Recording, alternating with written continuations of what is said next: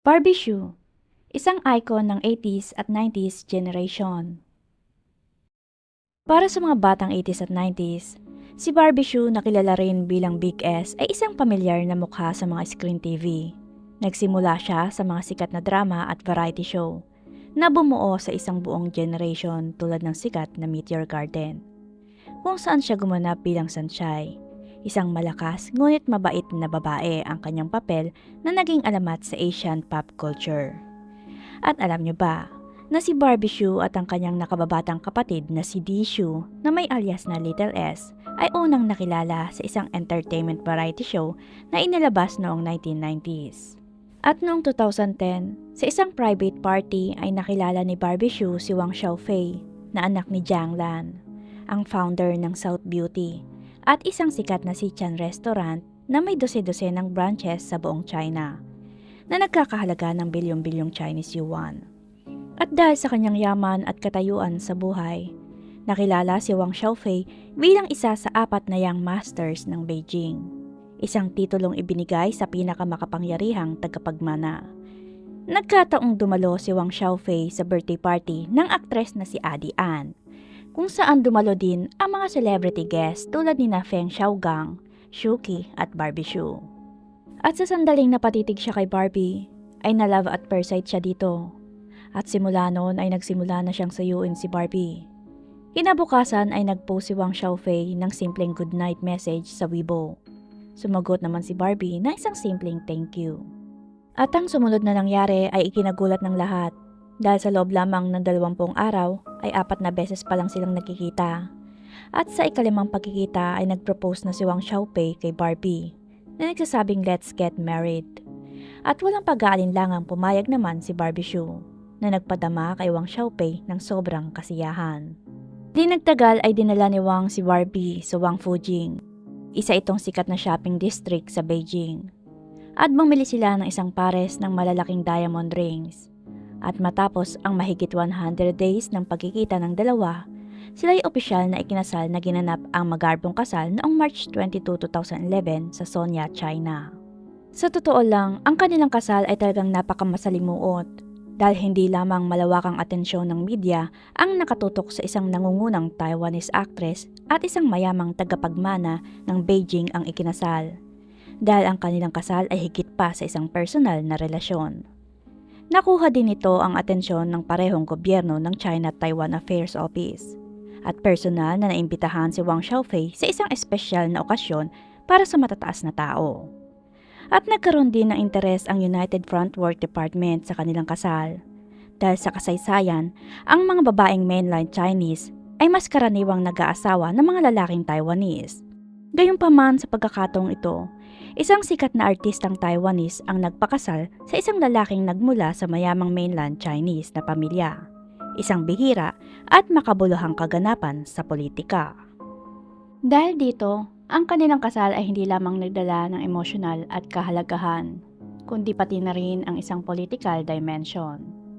Gayunpaman ang kasal ni Barbie ay malayo sa maayos na paglalayag.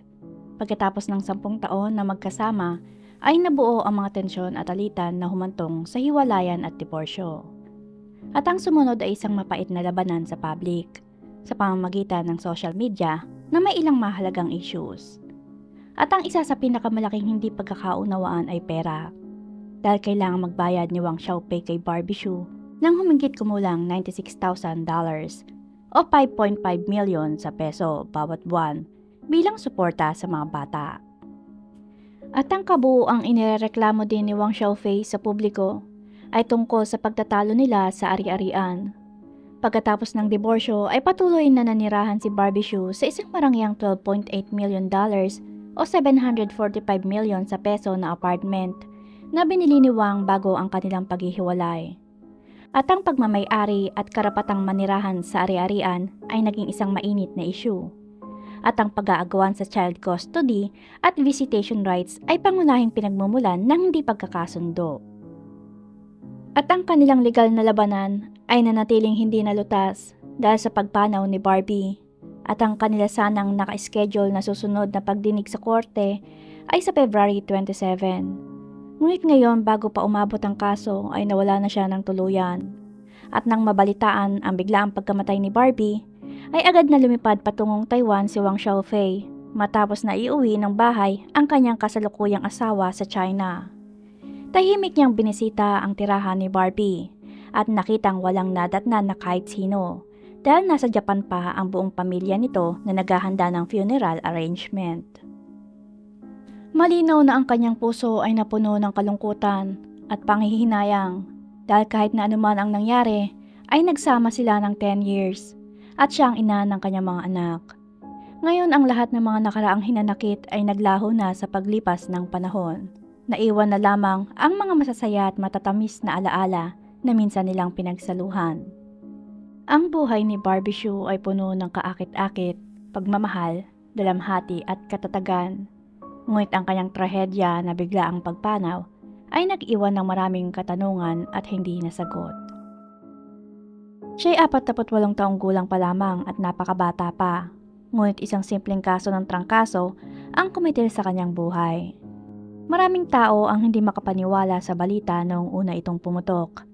Ang impormasyon ay unang naipost sa Facebook noong February 2 ng isang travel vlogger. Nagbahagi lamang siya ng ilang pahaging nasalita sa screen na nagsasaad nang ang 48 years old na isang sikat na Taiwanese celebrity ay namatay sa Japan dahil sa trangkaso. Si Barbie Hsu ay isang sikat na pangalan sa Taiwan. Kahit na siya ay umalis na sa industriya ng entertainment sa loob ng maraming taon, ang kanyang buhay hanggang sa kanyang personal na mga plano sa paglalakbay ay patuloy na dinodokumento ng media. Halimbawa, ang mga laman ng balita sa Taiwan ay dati nang nag-ulat na ang kanyang buong pamilya ay naglakbay para sa Lunar New Year's holiday. Dahil siya ay 48 years old at may 2 maliliit na anak, marami kaagad ang naghinala na ang blind item celebrity sa nakaraang post ay si Barbie Hsu. Sa una ay hindi nila ito pinansin at iniisip na fake news o walang kabuluhang chismis.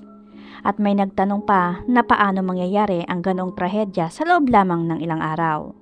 Ngunit ang vlogger ay sumagot ng, malalaman mo ang katotohanan bukas. At tama siya, dahil noong February 3 ay opisyal na kinumpirma ng nakababatang kapatid ni Barbie Hsu na si Di Hsu na may alias na Little S ang nakakapanlumong balita na namatay ang kanyang kapatid sa Tokyo. Ito'y hindi lamang isang heartbreaking tragedy para sa pamilya ni Barbie Hsu, dahil isa rin tong hindi kapanipaniwalang pagkabigla para sa kanyang mga kaibigan, tagahanga at mahal sa buhay. Ang bilis ng kanyang karamdaman ay nakakabigla. Kung iisipin noong January 29, siya'y umalis sa Taiwan para magbakasyon sa Japan.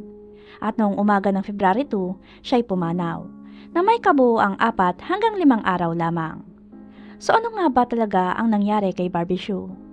Tutuklasin natin ang katotohanan sa episode ngayon. Maiiwasan kaya ang kamatayang ito?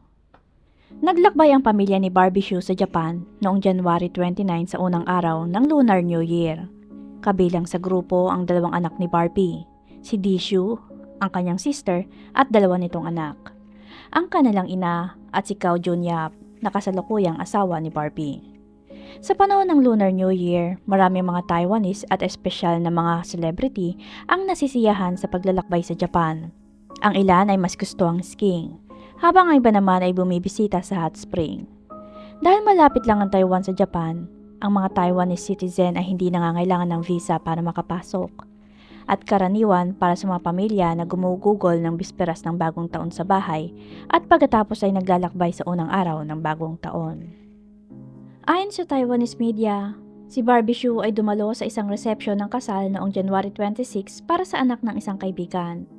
At sa mga oras na yon ay nasa mabuti pa siyang kalusugan. Ngunit may mga sabi-sabi na nagpapahiwatig na may isang tao sa party ang may trangkaso.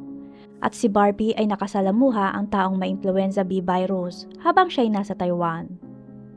At noong January 29, nang naghahanda siya para umalis patungong Japan, masama na ang kanyang pakiramdam at nagsisimulang umubo. Gayunpamandalang biyahe ay nakaplano na ng maaga. Hindi niya nais maistorbo ang bakasyon ng pamilya. Kaya't napagpasyahan niyang pumunta sa Japan sa kabila ng hindi magandang pakiramdam. Pagdating ng grupo sa Japan ay naiayos na din sila ng isang tour guide. At ayon sa tour guide na ngayon ay na-delete na ang mga larawan sa social media, ay agad niyang napansin na mahina ang kalusugan ni Barbie nang sunduin niya ang pamilya.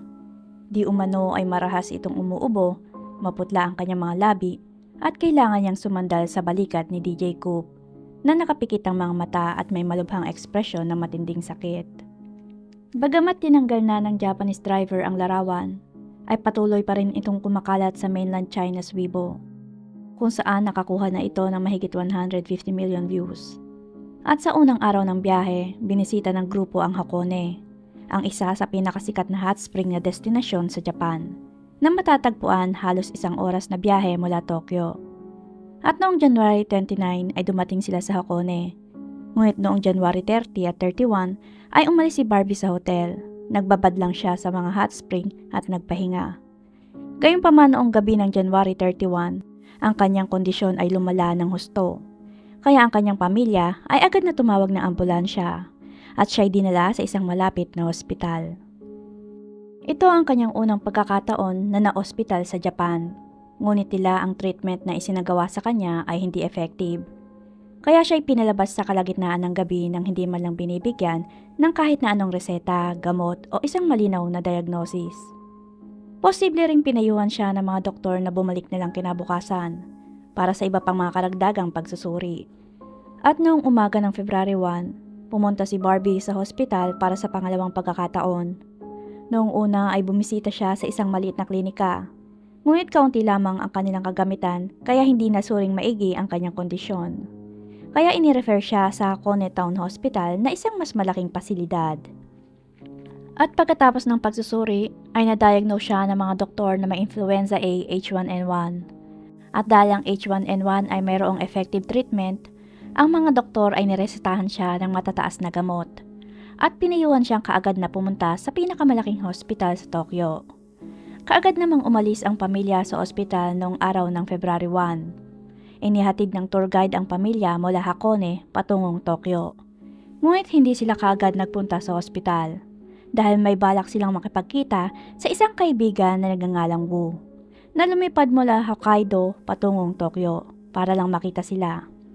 Gayunpaman ang kalagayan ni Barbie Hsu ay biglang lumala ng gabing yon at nang siya isinugod muli sa ospital ay hindi siya nailigtas pa at pumanaw noong umaga ng February 2. Ang pagkalat ng kanyang sakit ay napakabilis mula sa sandaling umalis siya sa Taiwan noong January 29 hanggang sa kanyang pagpanaw noong February 2. Ang lahat ay nangyari sa loob lamang ng 4 hanggang 5 araw. At sa panahon ng kanyang paggamot sa Japan, si Barbie ay naospital nang may kabuo ang 4 na beses. Gayunpaman, maraming katanungan ang naiwan. Bakit ang na-diagnose na may influenza A H1N1 sa Hakone Town Hospital noong February 1 ay niresetahan lamang ng gamot at pagkatapos lamang ng 1 araw ay mabilis na lumala ang kanyang kondisyon kaya nagkaroon siya ng impeksyon at namatay? Tanging hospital lamang ba ang may responsibilidad? Logically, na kung ang kanyang trangkaso ay humantong sa pulmonya, ang ospital ay hindi na siya dapat pinalabas ng ganong kabilis. At bakit siya pinauwi? Imbes na i-admit para gamutin. Nang ang balita ng kanyang pagkamatay ay umabot na sa mainland China, maraming tao ang nagtatanong sa sistema ng Japan's healthcare system. Tulad ng mga, may mali ba sa sistemang medikal ang Japan? Paano namatay ang pasyente ng ganong kabilis sa simpleng trangkaso? At bakit hindi nagpumilit ang hospital na i-confine siya? At noong gabi ng February 3, nagsimulang kumalat online ang isang mahiwagang mensahe. Sinabi ng isang source na noong nasa hospital si Barbie Hsu noong umaga ng February 1 sa Hakone Town Hospital, ay bumaba ang kanyang oxygen level sa 89% at nagkaroon din siya ng mataas na lagnat. At ayon pa sa mensahe ay pinayuhan siya ng mga doktor na manatili sa hospital para gamutin. Gayunpaman ay giniit ng kanyang pamilya na ibalik siya sa hotel. At ang dahilan ay dahil nakapag-book na sila ng flight pabalik sa Taiwan noong February 1. At ayaw nilang baguhin ang kanilang mga plano. At noong February 1 ay mahigpit na inirekomenda ng medical team ng Hakone na ilipat siya sa isang mas malaking hospital sa Tokyo para sa agarang paggamot. Gayunpaman ang kanyang pamilya kasama si Lishu ay may naliit ang kanyang malubhang kondisyon at piniling hindi sundin ang medical na payo. Pagkarating sa Tokyo ay hindi na sila humingi pa ng karagdagang medical na atensyon. Sa halip ay naghanda silang bumalik sa Taiwan. Pero nung sila ay nasa airport ay biglang nag-collapse si Barbie at nauwi sa kritikal na kondisyon. Siya'y agad na isinugod sa isang maliit na lokal na hospital kung saan natuklasan ng mga doktor na ang kanyang mga baga ay naging ganap na puti. Ibig sabihin ay hindi na nagpa-function ang mga ito. At sa puntong ito ang kanyang pagkakataong mabuhay ay halos zero. At sa kabila ng mga emergency efforts na isinagawa sa kanya, ay namatay pa rin siya noong February 2. Sa pagbabalik tanaw sa buong proseso ng paggamot sa kanya, ay napakaraming napalampas na pagkakataon. Kung ang kanyang pamilya ay sumang-ayon na ipasok siya sa isang malaking hospital sa Tokyo, ay maaaring iba sana ang resulta. At kung hindi lang sana sila nagmamadaling bumalik sa Taiwan, baka nakatanggap siya ng tamang treatment. Sinabi ng maraming netizen na noong February 1, habang si Barbie Hsu ay nasa hospital, ang kanyang kapatid na si Di Hsu at ang kanilang ina ay nagpo-post pa ng kanilang mga dance videos online. Siyempre ang mga video ay dinilit pagkatapos ng trahedya. Ngunit kung anuman ang ibinunyag nila, ito'y nagpapahiwatig na ang kanyang pamilya kasama si Di Hsu at ang kanilang ina ay hindi pa napagtatanto ang bigat ng kanyang kondisyon, kahit na si Barbie ay na-hospital na ng 2 beses noong araw na yon at niresetahan ng matataas na gamot. Ang lahat ay naniniwala na yon ay simpleng panapanahong trangkaso lamang, kung saan nabigo silang maunawaan ang pagkakaiba sa pagitan ng trangkaso at ng karaniwang sipon, nang hindi napagtatanto na ang trangkaso ay maaaring nakamamatay. Ang pagkamatay ni Barbie Hsu ay isang trahedya na mapipigilan sana. Kung siya ay na-ospital ng mas maaga at maaaring siya'y nakaligtas kung ang kanyang pamilya ay hindi nagmamadaling bumalik sa Taiwan. At kung nalaman lang sana nila ang influenza ay sobrang delikado, ang kanyang sakit ay hindi lalala ng ganong kabilis. Isang netizen na taga mainland China ang nagpost ng malupit na pambabatikos kina Di Hsu at DJ Coop na sinasabing, kung inalagaan nyo lang sana si Barbie ng mas kaunti pa, ay hindi sana siya mamamatay sa Japan. At tahasang sinabi ng tao na ito na ang kanyang pagkamatay ay isang gawa at kapabayaan ng tao. Gayunpaman naniniwala ako na hindi kailanman ginusto ni Di Hsu o DJ Coop na mawala ng kanilang mahal sa buhay. At ayon sa pinakahuling ulat, ang bangkay ni Barbie Hsu ay nakremate sa Japan noong February 4 at matapos na makumpleto ang legal procedures, ay ibinalik ang kanyang abo sa Taiwan. Ang kanyang 48 taong buhay ay nagtapos sa heartbreaking story at puno ng mga regrets. Ano ang tingin mo sa pagkamatay niya? Sa tingin mo ba mapipigilan ang kanyang kamatayan? Paki-comment mo na yan sa ibaba. Salamat sa panonood. And we'll see you in the next video.